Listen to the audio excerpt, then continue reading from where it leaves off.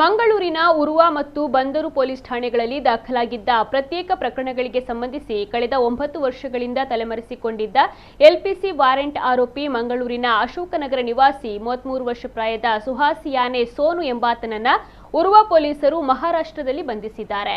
ಆರೋಪಿಯ ವಿರುದ್ಧ ಉರುವ ಪೊಲೀಸ್ ಠಾಣೆಯಲ್ಲಿ 2016 ಮತ್ತು 2017ರಲ್ಲಿ ಹಾಗೂ ಬಂದರು ಪೊಲೀಸ್ ಠಾಣೆಯಲ್ಲಿ 2020ರಲ್ಲಿ ಪ್ರಕರಣಗಳು ದಾಖಲಾಗಿದ್ದವು. ಉರುವ ಪೊಲೀಸ್ ಠಾಣೆಯ ಪ್ರಕರಣದಲ್ಲಿ ನ್ಯಾಯಾಲಯವು ಎಲ್ಪಿಸಿ ವಾರೆಂಟ್ ಅನ್ನು ಹೊರಡಿಸಿತ್ತು. ಉರುವ ಪೊಲೀಸ್ ಠಾಣಾ ಎಎಸ್ಐ ಲಕ್ಷ್ಮಣ್ ಮತ್ತು ಸಿಬ್ಬಂದಿ ಆರೋಪಿಯನ್ನ ಮಾರ್ಚ್ 29ರಂದು ಮಹಾರಾಷ್ಟ್ರದ ಮುಂಬೈನಲ್ಲಿ ಪತ್ತೆ ಮಾಡಿ ಬಂಧಿಸಿದ್ದಾರೆ. ಆರೋಪಿಯನ್ನ ನ್ಯಾಯಾಲಯಕ್ಕೆ ಹಾಜರುಪಡಿಸಿದ್ದು ನ್ಯಾಯಾಲಯವು ನ್ಯಾಯಾಂಗ ಬಂಧನ ವಿಧಿಸಿ ಆದೇಶಿಸಿದೆ.